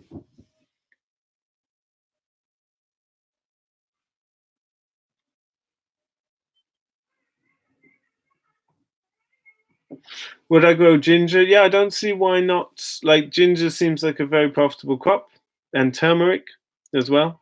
Go for it. Like, how often do you find local ginger for sale? That's definitely a good idea. And I know it's very profitable for some people. I haven't been growing it in the market garden, but I would probably. How do you get rid of aphids? You might try soap sprays, stuff like that. I've never had aphid problems that I have much to say about that.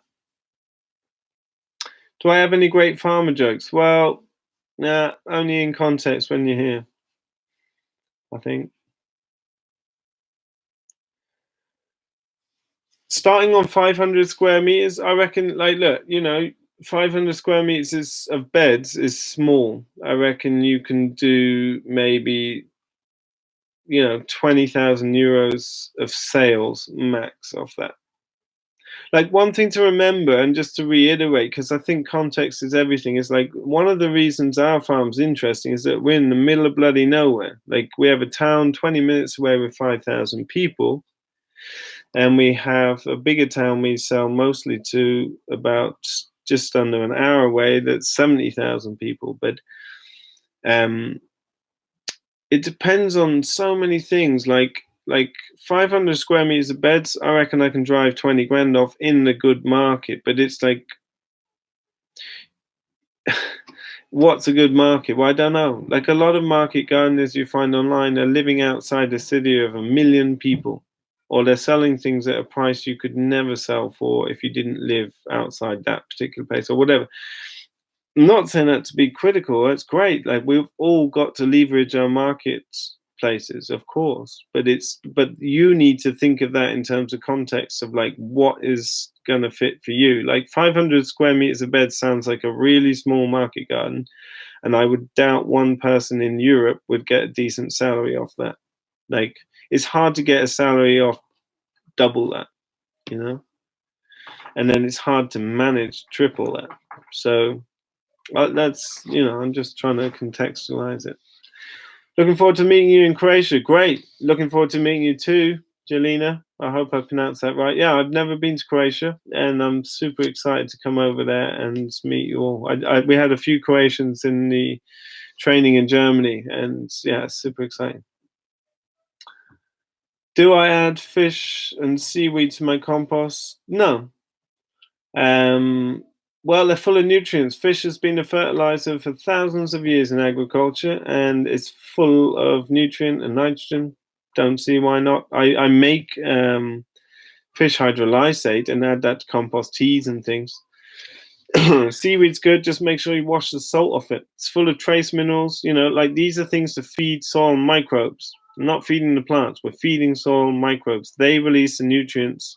A plant, all plants, they're photosynthesizing, releasing sugars out their roots, and they're doing that so that bacteria and fungi and other things get really biologically active outside the plant root. The area quickly goes anaerobic, and then when the soil goes anaerobic, there's this switch with the particles. Most soil particles, nutrients, are locked up on clay, negatively charged particle, an iron, positively charged particle. And a healthy soil we think of as aerobic, it's switching between aerobic and anaerobic all the time. And that anaerobic switch releases nutrients where plants want them. So this is a design system. Plants put sugar in the ground, right, to make biological active areas. So it goes anaerobic, so nutrients are released right outside their cell walls, exactly where they want them. That's the beauty of, for the benefit of the whole. Plants all leak sugar out their roots. They don't do that because they're inefficient. Otherwise, they'd be replaced by something more efficient. They do that to look after their own needs in the service of all. That's how nature works, right? Every level, every scope you look at, that's the way it works. So these are products to feed the soil life. So process them through biology first. As I've said before, everything you put in your soil, process it through biology. Compost, biofertilizers, whatever it is, process it through biology, and then it's in the plant available format, ready to be taken up by the plants. How should beginning market gardeners sell their products? Well, that's a big question. We could dive down in there. It might take the rest of this time. How should you start selling your products? Well, let me just say a few things then. One thing is, like, cash flow is an interesting thing with farming, right? Because nearly all your expenses are at the beginning of the year, and a lot of your products don't start paying back straight away, or take the rest of the year or the end of the year to pay back. That's where it's handy to pre-sell. However, you've got to be really careful to pre-sell. You need to know what you know and know what you don't know, because if you offer something you can't deliver, you're going to burn and lose the very best type of customer you could possibly ask for. The type of customer who will give you money up front for something you haven't proved and meet you in a car park on Thursday at 5:30 for half an hour to pick up their stuff, right? So be very careful. Now, grown veg is fairly straightforward, and you've got leeway, right? So if you're planning 50 boxes, just sell 30, right? And just know that you got a buffer. That's my advice. Now, if you have things like Rico and other sales models, you don't need to necessarily sell in advance. And if you've got enough capital to get started, then you don't need to sell in advance either. But it's just a point that's worth making. We talked a lot about this recently. I'm going to put a video up with Jasper in Germany, maybe in the next few days. But bring people into your farm. Like Jasper was aiming for 50. So Jasper, there was a video of 15,000 euro startup in Germany, a video I put up that some of you probably watched with vegetables and pastured eggs. So in his first year, he was looking to do 50 boxes and he had sold like 35. And so he put on this open day and his friend came as a chef and put on a lovely buffet. There's a lot of young families there, so they had bouncy castles and face painting, and he basically started running tours every hour, and all these people were coming and coming. I think in a town of 1,000 people and a town next door of like 10,000 people, between like 500 and 1,000 people came, and he was just doing back-to-back tours every hour. Next day, he had sold 75 shares in this veg box, right? So there's many ways you can advertise a business and promote a business, but word of mouth is a powerful thing, and inviting people into your farm is a powerful thing, you know, because that's where food resilience and trust gets built up. Like, you come and sit with me and we look in each other's eyes, we know where we're at with each other, you know, and so do not underestimate the power of that, bringing people into your space, and not that people are free to come in your space whenever. Like, hey, I've got an open day. Like, one thing we did is we noticed there's a lot of elderly people here, and they all read this little like local newspaper that's in the hairdressers and the newsagents, all that. So we put an ad in that, and like our open day went from 50 to 250 the next year, you know, just from that little thing. And that's a place to get emails, you know, that's a place to connect with people, ask questions, see what they want, you know, ask people what they're wanting, what they're missing, etc. Advertising is really effective. And whilst perhaps we don't want to give our money to companies like Facebook, Facebook offers unparalleled marketing. Now, of course, you know, they're a dubious company, but so are the people that make the computer or phone you're watching this on. You know, it's all swings and roundabouts. But the beauty of Facebook targeting is you can say, okay, in my town of 20 people, I want to put this farm in front of who? Well, who are the people that buy organic local food? Well, they're usually young professionals, and particularly women make purchasing decisions in a lot of households statistically, and especially young families. So you can target, now that might be different in some of your cultures, but I'm talking statistically where I live. So you can target people between 25 and 45 who have interests in what? Local food or cooking or outdoor lifestyle, whatever it is, you know what I mean? But like, this granular advertising that you can do with Facebook is incredibly powerful. Now, I'm not promoting Facebook, I mean, you know, but most people are on it. That's why Rico rings have been so effective, is that everyone's on it, so it's no hassle. But I've done a lot of advertising in different areas in the last half of my life, and I can say that for every euro that I put into advertising, I reckon I earned 9 euros. It works. That's why companies put hundreds of billions of dollars into it. You might think you're immune to Coca-Cola adverts. No, you're not. You know, even if you don't buy Coca-Cola, I bet you buy some other product their company makes that's just called under a different brand name or whatever. My point is, like, advertising works, and we have access to analytics and data that is unprecedented, and it works. So if you're starting up a CSA in the middle of nowhere and you don't have a marketplace, you can put your farm in front of exactly the right people that you want to immediately. And that's amazing.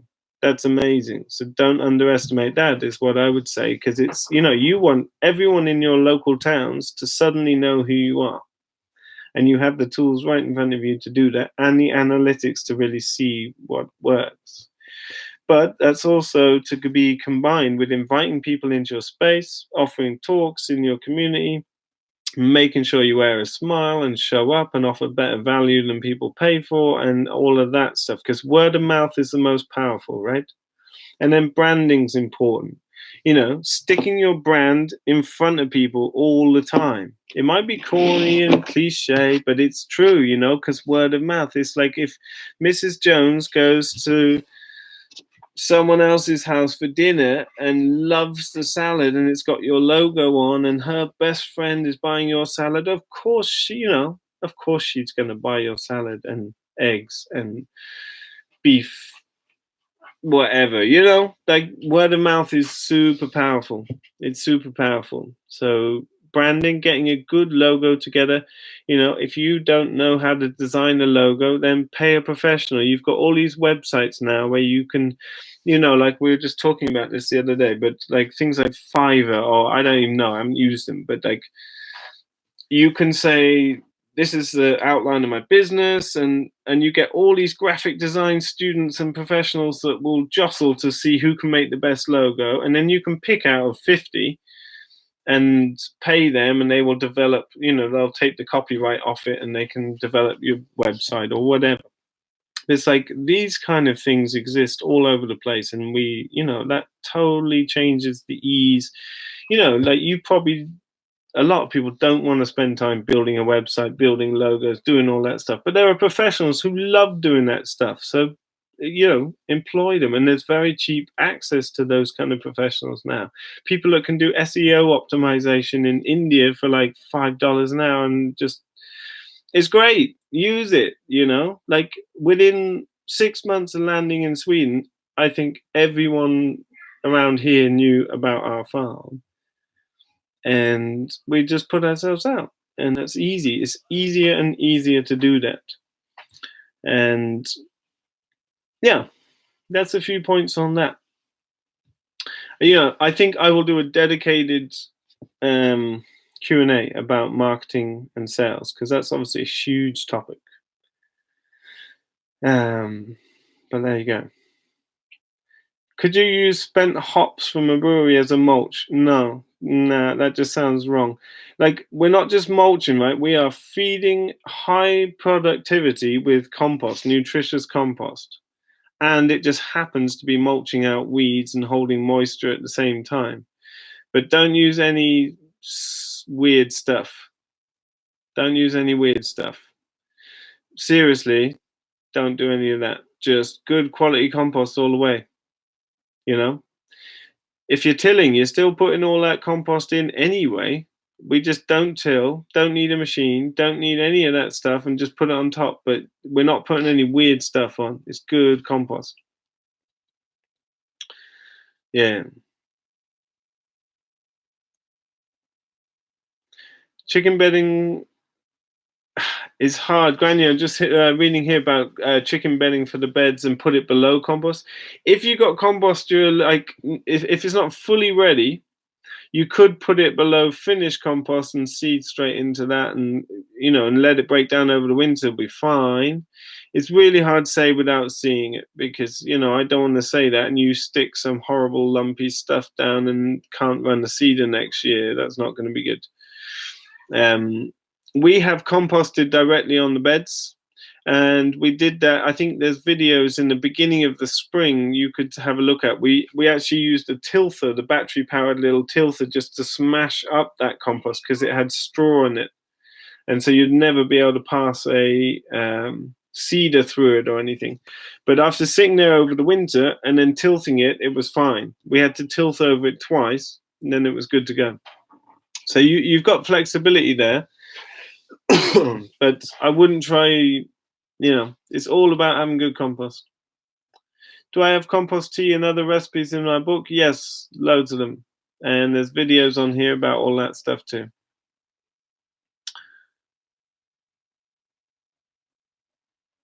Okay, considering time spent in keeping the garden small, would it be worth investing in time-saving tools when we're unsure of our market potential? We also do pastured pigs and 350 egg layers. Yes, bear in mind your market garden will take you more time than the other things combined, probably by double. Anything you can do to save time is good. But look, tools you need are, I'm assuming everyone's working on 75 centimeter beds. If you're not, you're crazy, right? Really. So what do you need? You need a rake, like a Glazier's 75 centimeter rake. Why do you need a 75 centimeter rake? Because if you've got a smaller rake, you're going twice. And if I can go twice as fast as you, it means I finish at lunch, you work till dinner, right? So a 75 centimeter rake might cost you 50 euros. You're getting some kind of cedar. I recommend a 6-row cedar because I just think it's the cheapest, best all round. A jang would be the other option. It's more fiddly and you'll have to change bits on it all the time. It's more accurate at singulating seeds, but I only use a 6-row cedar. It's going to cost you like 600 euros. If you're doing greens, you definitely want a greens cut harvester. It's about 600 euros and you'd be crazy not to have it. You're going to put like 100 euros into harvest knives and different bits like that. You could get a bed roller, but you don't need one. You need good trays and, for transplanting and all that stuff. But even a bed roller is like 250 euros, something like that. You can make one. There's videos on our channel of people who have made them, stuff like that. Some of you might need weeding tools. We basically have a couple of hoes that cost 50 euros. We don't need much more than that. And you need stuff for your washing and packing station. But basically, I'm still well under 2 grand and I could build a wash station with that. So it's not a lot of money. And all those things can be sold if you decide you don't want to do market gardening because pastured livestock's just way better. But you could sell them all, for sure. It's not hard to sell those things on again. Like people, most people have to ship those tools around, and so it's helpful to have them locally. Other things will include a walk-in chiller, but I'm guessing you maybe have stuff like that on your farm.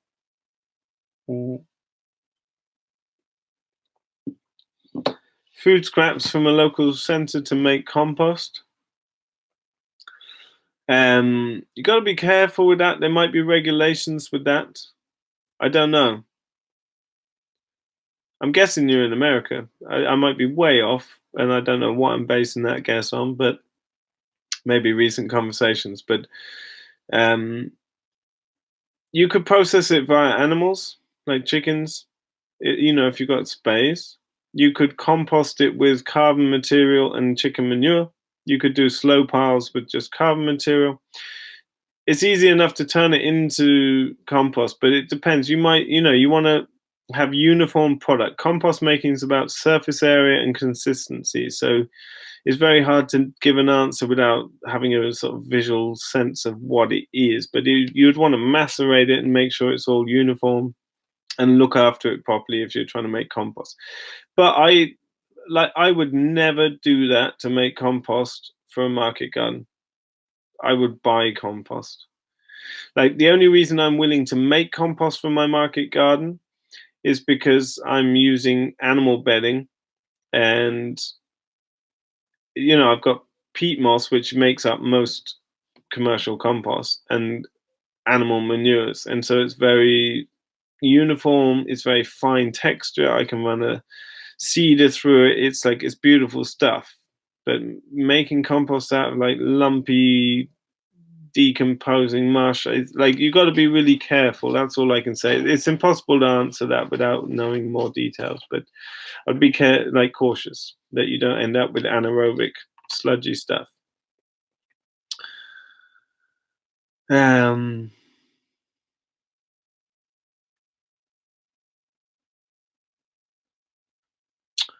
Okay. Coming to the end of these questions. I'm gonna just I'm gonna wrap up and leave at 9 in 10 minutes. I'll just check these last questions. My thoughts on aquaponics. I'm sorry, Dean. I'm just not into aquaponics. I'm really into aquaculture, and I'm just really not into aquaponics. I think I've lived in the rural countryside all my life, and I just couldn't dream of such a reductionist system. Like, it's not a closed loop system. Don't care what anyone says. No, it's not. That's not the future I want, and I don't want to eat food out of it. But I'm sure there's people who are expert in that who have a lot more stuff to say that would inspire you. But for me, no, I'm not into it.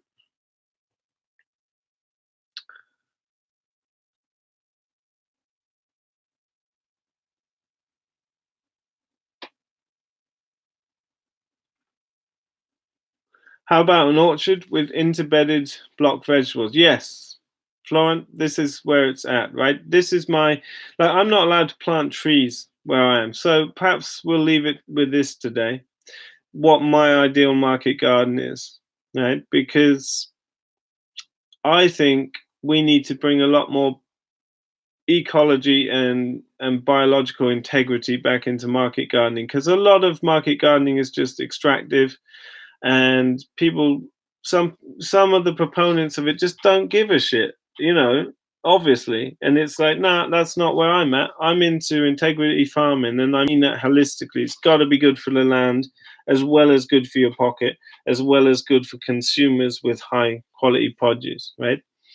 And so, yeah, I think it needs stepping up a bit, because otherwise market gardening hasn't evolved in decades, right? So what would my ideal version of a market garden look like? Well, I would love to see more integration with trees and perennials. So I would envisage like 10 block beds surrounded on each side with intensive trees and berry production, like we see in our silver pasture. I'm just not allowed to plant trees and berries where our garden is, because it's not our land. And then at the tops and bottoms, I would be doing cut flowers and beneficial insectary plants. And then in my pathways, I would be doing King Stropharia inoculation, and I would just repeat that pattern over and over. And it would be absolutely beautiful. There would be so much more functional interconnection between the perennial crops and the annual crops. That could be then tailored for hotter and drier climates by just having a few vegetable rows between the tree rows. But that kind of pattern would be blissful in my mind. And a bunch of our past participants are going off doing that, because this is something I really describe and draw and really highlight, because I think that's that's the future of that. Using fungal inoculants and just getting the biology pumping, because we are microbe farmers. We are not growing salad. That's just a happy byproduct of the whole thing. So that's what I'd like to see more of. You'll see the sort of beginnings of that when I put up Jasper's video soon. And there's a few of our other participants who are setting up their gardens in that way. And I wish I could, but integration of perennials with it. And that would be the way I would go. And don't forget the fungi, like King Stropharia in your pathways is a beautiful way to go. I think that's it for now, folks. I've just been driving all day back from Germany, so please forgive me if I didn't get around to your questions, but I've been going out a couple of hours. I think that's good for now. I will be putting on different Q&As. I'm not sure of the regularity, but I think I will be doing that on pastured poultry and larger livestock and business and advertising and marketing and all that stuff. So I think I'll just do a series throughout the winter, and we see where we go. But yes, you can smash the thumbs up if you enjoy these things, and leave comments in the actual video. I can read them and get feedback from you there. I hope you found it valuable. It's fun for me to turn up and think about these things and try and clarify some of my thoughts. And I will not forget the book list. I will put that up on our website somewhere. And I guess all I can say is I can link it on the video here, and on the Ridgedale Facebook page or something like that. So I'll leave you with that. I wish you the best of evenings or days if you've just spoken up, and look forward to connecting again.